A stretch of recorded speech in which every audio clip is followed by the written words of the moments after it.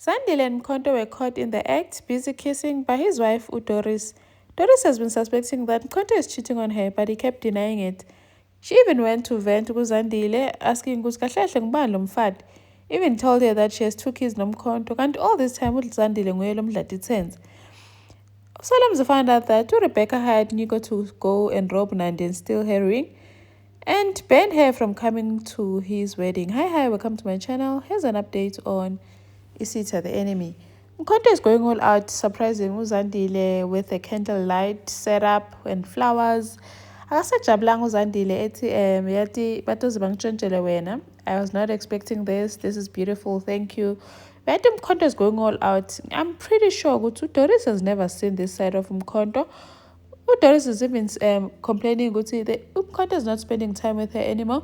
And akasamthinzi the way bamthinza ngakhona njengemfati wakhe. Is he having an affair? Aphike Mkhonto athi ibiyaphi leyo nto ayikho lento. Ambona ukuthi ngibani kahle kahle lo mfati lo ngitshithela ngaye ngoba ngiyabona ukuthi khona indvo leseshintshile.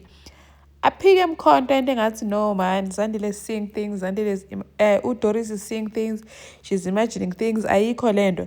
Athi ngiyabona muswena saqitha isikhathi ndzawonye usangithinzi. Who is this woman? Aphike Mkhonto. Hi, abone Doris ukuthi this man is not agreeing.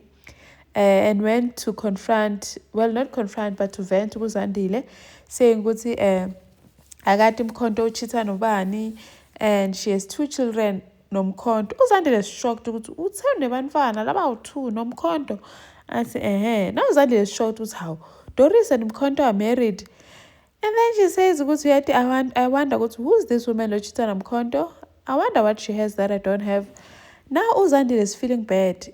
Did I not think that Zandile is going to end the relationship that she had started nomkhonto? She confronts Mkhonto saying, how can you do this to me? Awusho ngani ukuthi ushade noDoris. Mkhonto tried to apologize and blah blah blah, but uZandile ebhizi ngathi yena uqasukile. The next thing Mkhonto pulled her and started kissing her. Now Zandile is responding, kanjani when you know ukuthi Mkhonto ushade nemuntu lo sebenza khona la esigodlweni. Now Zandile and Mkhonto are busy kissing, and then unkosikazi kaMkhonto, mfati kaMkhonto comes and finds them red-handed in the act while he's been denying it. Can you imagine? Your husband now is cheating nondlunkulu. Kanjani? How does Doris compete nondlunkulu? A whole queen yaseswatini. She could not believe her eyes when she saw them together. I mean, they were not even being discreet, because how are they kissing in the lounge when anyone of the workers could have just seen them? A whole queen with unogat. They were just stood there speechless, because Doris they could not say anything. You should have seen Mkhonto busy makeup Zandile. And then Solomzi found out ukuthi uNyiko is the one that stole ring Nandi. She's the one that attacked Nandi. And because Lombitile, and then he came, and Nyiko tried to lie, saying, no, ngitfole somewhere, I picked it up, ngitobile. Wambuqa uSolomzi, and he spoke the truth ukuthi Rebecca hired her and stuff.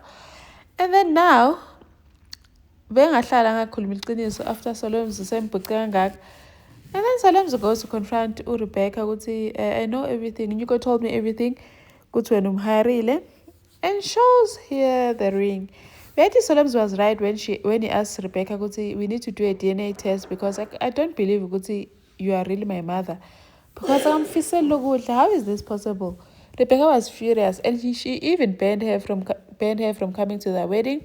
Rebecca was furious and went to confront Nyiko, saying, you are weak, why did you tell Solomzi? Wamngena man, that's why I hlala like thini emkhukhu. Wacasuka Nyiko naye evetsakamiva. Athi wena, please shut up. Anginanzaba. Bacaza uqabanga uzokhuluma nabantu wena. I said, I don't care, I don't give a damn, I don't give a river on ocean. Yo, Nyiko went on and on. That's why your kids don't like you. You live in a mansion.